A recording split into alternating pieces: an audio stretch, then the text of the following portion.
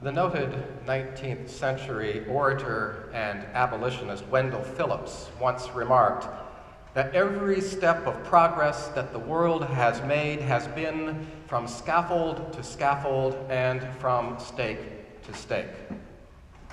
In other words, political, moral, social, and even in some cases scientific advance has required extraordinary self-renunciation on the part of highly committed, unwavering individuals. Success requires sacrifice, and not infrequently the sacrifice of life and liberty. There was a slip of paper found inside Martin Luther King's jacket pocket after his assassination, and it was inscribed with a similar sentiment. It read simply, "Nothing is gained without sacrifice." As Independence Day approaches, the nation's attention turns to the founders of this great nation and those who fought so long ago for its sovereignty.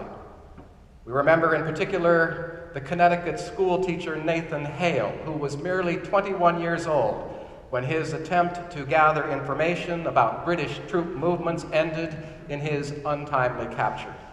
Sentenced to death for spying, Hale stood composed before the gallows and uttered the now famous phrase, "I only regret that I have but one life to give for my country."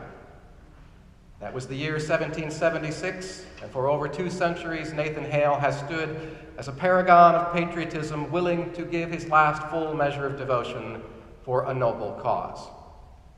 But of course, Americans have hardly been exceptional in this respect. 94-year-old Nelson Mandela probably could have spared himself 27 years of harsh prison life if he had been less passionate about ending apartheid and minority rule in his native South Africa.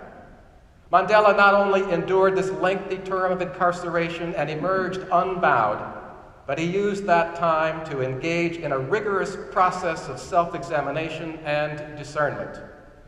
And as a result, Mandela was eventually able to lay aside his personal grievances and offer effective, reconciling leadership to a polarized and fearful populace.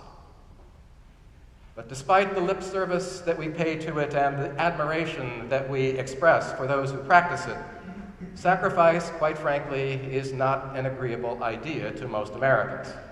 The last U.S. president to call for any sort of citizen sacrifice was, as we know, Jimmy Carter.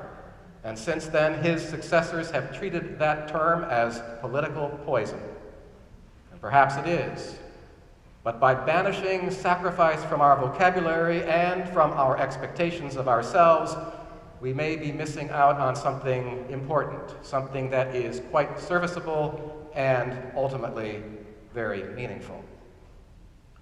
Our English word, sacrifice, derives from the Latin phrase sacrum facere, which literally means to make something sacred.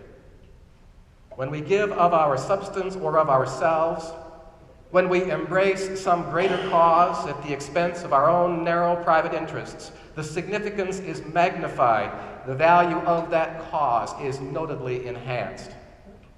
Caring and conscientious parents know that full well, and they are ready and willing to put their children's interests ahead of their own. Now, to be sure, some of us, yours truly for instance, did not fully appreciate what a difference a child would make in terms of my priorities and my preferences. And yet, having taken that step, I and Trina came to accept parenthood as, yes, a sacred trust. And so we cut back on adult-oriented leisure activities. We stopped purchasing little luxuries and instead began saving for our son's future education. At night, we made room for a troubled preschooler in our own bed. We sacrificed a promotion, perhaps, a better job opportunities for more time to stay at home. And perhaps, in the case of some of you, you even began attending church so your child could experience Sunday school. This link between sacrifice and sacredness is underscored in our child dedication ceremonies here at First Unitarian Society, the next of which will be held a week from today. And on these occasions, we ask parents to commit themselves to their children's physical, emotional, and spiritual well-being, to bestow their love as a free and unmerited gift, to regard their child as something sacred. And knowing that parenthood requires significant sacrifice as a faith community. We pledge, as a congregation, to support our families with good counsel and meaningful connection. Well, what is it that inspires us to sacrifice? Is it as simple as the unconscious desire to ensure the propagation of our genetic material? That could certainly be a factor, since sacrifice on behalf of one's offspring is an instinct that is shared by many, if not all, sentient species. But then there's also this funny thing called altruism. Like human beings, elephants and wolves will go out of their way to defend unrelated offspring, suggesting that for them, as well as for us, the welfare of the herd, the pack, the clan, the tribe, the congregation is also worthy of sacrifice. But whatever the motivation, we do know that from the beginning of recorded history, and probably even before that, humans have engaged in sacrificial activity, hoping thereby to serve some overarching cause or to promote the greater good. From time immemorial, traditional peoples throughout the world have offered the fruits of the land and of their flocks in order to propitiate the gods and ensure the well-being of the community to which they belong. Among the pre-Christian people of England and Denmark, an esteemed high-status individual was typically chosen or perhaps volunteered for the honor, the privilege of dying on behalf of the tribe or the community. Describing bodies that have been exhumed from 2,000-year-old peat bog graves, the historian Thomas Cahill writes, "These individuals who were exhumed were amazingly preserved by the chemical properties of the peat, and we can see every physical detail, even the smile lines around the eyes. And all of these bodies were sacrificed, and yet all of the faces were at peace. In other words, all went willingly, one might even say happily, to their sacrificial deaths.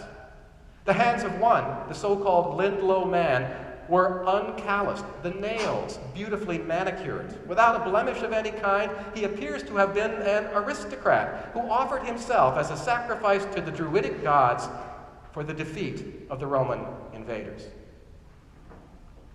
A parallel to this Druidic practice can be found in the canons of ancient Greek literature. In his recasting of the events that led to the Trojan War, the playwright Euripides portrays Iphigenia, the young daughter of the warrior king Agamemnon. He portrays her as a heroine determined to sacrifice herself to ensure her people's, the Achaeans, military success. She will gladly go to her death to satisfy the gods who have sent unfavorable winds that are stymieing the Greek fleet's journey to their destination at Troy. And so at the end of Euripides' play, Iphigenia turns to her mother, Clytemnestra, and says to her, "Listen, mother, to what I have been thinking. I have decided to die, and I want to do this gloriously by yielding and doing away with all of my low-mindedness. Come, mother, look into my eyes, see how nobly I speak. And all of majestic Greece looks upon me now, because it is through me that the ships will be able to sail, and the Trojans will meet defeat."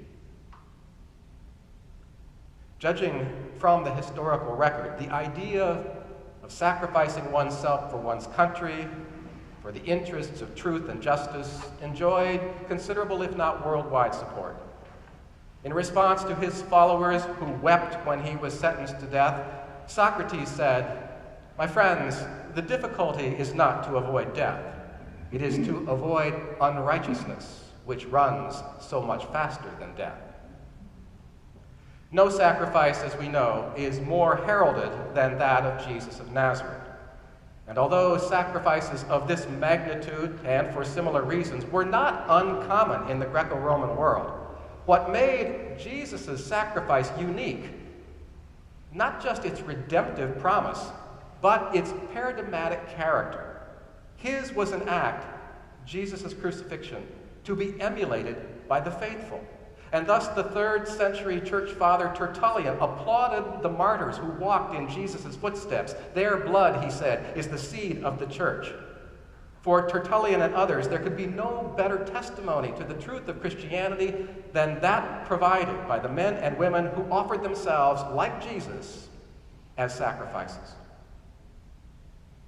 Now, it should be noted that Christian martyrdom was actually quite rare in Roman times, and many of the dramatic accounts of saintly sacrifice were more fanciful than factual. And yet, these fanciful legends grew over time, and ultimately they had a profound effect on Western Christianity, convinced many that to be a true follower of Christ means placing yourself in harm's way. And as a result, over the centuries, no small number of Quakers and Baptists, Anglicans, Mormons, Moravians, and even Unitarians agreed to walk on this hard and troubling path. And so in our own Unitarian tradition, we remember Michael Servetus, burned at the stake in Protestant Geneva, Francis David, who died a heretic's death in a Transylvanian prison, Norbert Čapek, killed by the Nazis in Czechoslovakia, James Reed, a victim of civil rights violence in Selma. And even in today's secular world, we continue to look to martyrs for inspiration and motivation. Controversial, often criticized while they were alive, Mary Dyer, Abraham Lincoln, Yitzhak Rabin, Martin Luther King, Dag Hammarskjöld, Mohandas Gandhi, they all rose to posthumous glory, at least in part, because they died. They died in the line of duty and on behalf of their ethical and their religious ideals. So what gave these individuals the inner strength to take risks and to face dangers that they might easily have avoided? What impelled them not just to make any sacrifice, but the ultimate sacrifice? Well, for each of the people I've mentioned, the answer would probably be somewhat different. But there are a couple of common threads that are worth considering and worth contemplating as Independence Day approaches. I've been using the word martyr. And that word is derived from a Greek term that means to witness. So technically, a martyr is someone who bears witness to some self-transcending ideal by putting everything on the line. And thus the Japanese kamikaze pilots witnessed to their faith in the divine emperor and in the metaphysical principles of Shintoism by volunteering for suicide missions during World War II. Shiite Muslims follow the example of Hussein, the 7th century founder of the Shiite sect, who, like Jesus, was murdered by his enemies. Imitation, as one prospective Shiite martyr suggests, imitation is the sincerest form of faith. He wrote, "All people have to die sometime, so one is indeed fortunate to be able to choose one's destiny. There are those who fall off their donkeys and die. Truly, there is only one death for each of us, so let it be on the path of God." Now, of course, deep devotion, such as this man expresses, devotion to a particular creed or cause, doesn't necessarily justify or legitimate the sacrificial act, because as Joseph Glanville has observed, there is no religion so irrational that doesn't have its martyrs. And some acts of martyrdom, quite frankly, are also contaminated by self-interest. Heavenly rewards allegedly await those who exit this world in a blaze of glory. According to the historian Candida Moss, many early Christian martyrs not only expected a favorable afterlife experience, but also they expected the satisfaction of watching their persecutors condemned to eternal torment at the second coming. Not particularly Christ-like sentiments. So what then is worth sacrificing for? When does it make sense? Well, the primary motivation for some of the world's most illustrious martyrs has been compassion. The ardent desire to ease the world's suffering, to heal human divisions, to resolve conflicts justly and lovingly.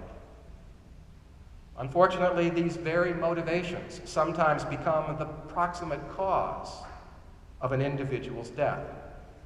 Gandhi, he was assassinated not by a Muslim, he was killed by a fellow Hindu.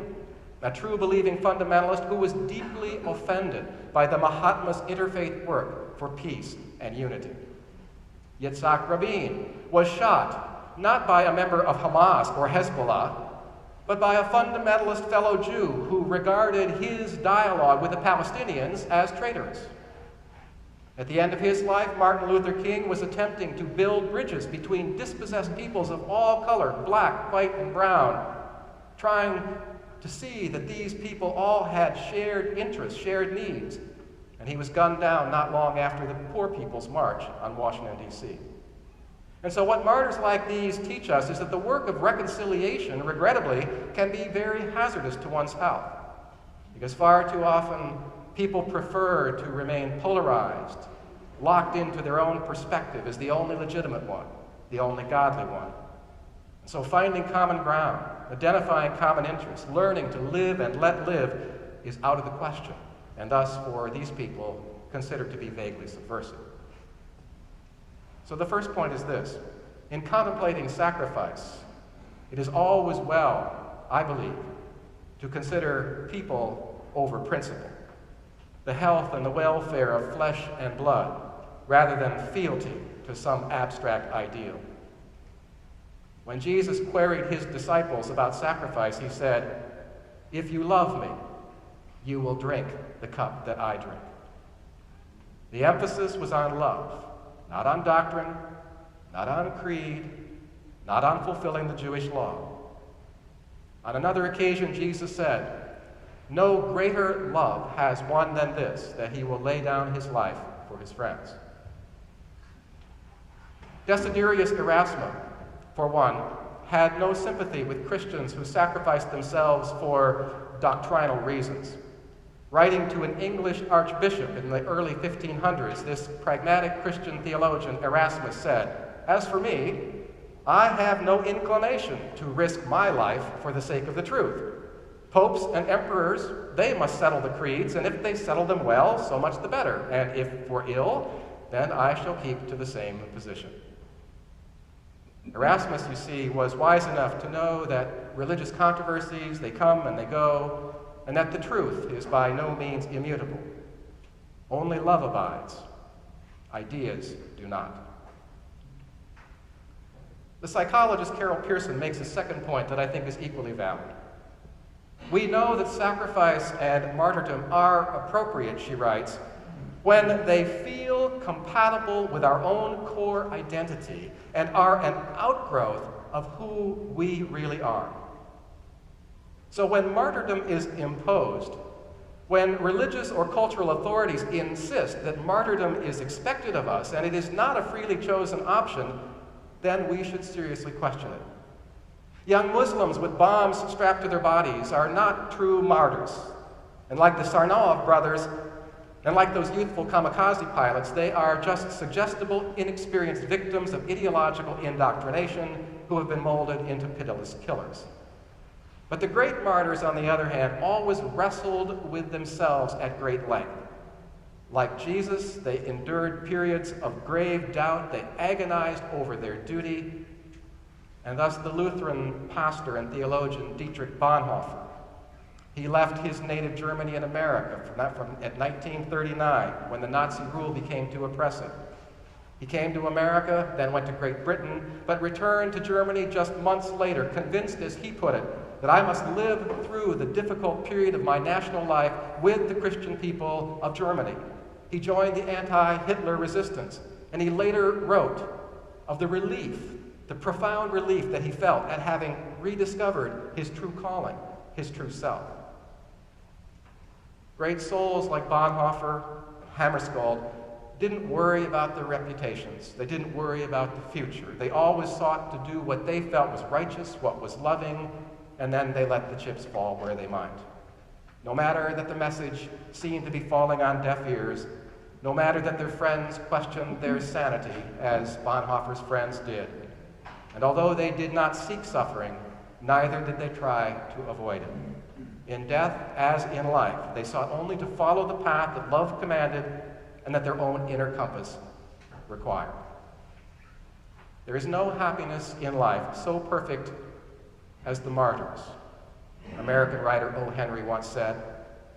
And the English philosopher John Stuart Mill concurred, saying that the martyr learns to do without individual happiness for the sake of something that he prizes far more.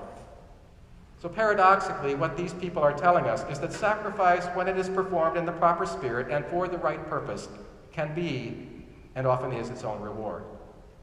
And we're not just talking about those who die in the line of duty here.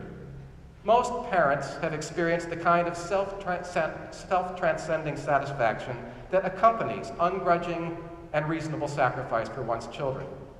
The decision to care, decisions that rise from an open heart, these help to create the indissoluble bonds that keep cynicism and suspicion and despair at bay. Where there is no capacity for sacrifice, Paul Fleischmann writes, there can be no human health. Following a speech in which she had criticized the 2003 invasion of Iraq, Terry Tempest Williams was collared by a U.S. senator from her home state of Utah. And the senator came up to her and said, "So, tell me, Terry Tempest Williams, what would you be willing to die for?" Surprised by the question, Williams was at a loss for words in that senator's presence. But in the days that followed, she thought very hard about what he'd asked her. And she decided, it's not what I am willing to die for. It's what I am willing to give my life to. That's what really matters. And indeed, when we are thinking about sacrifice, that surely is what matters the most. Blessed be, and amen.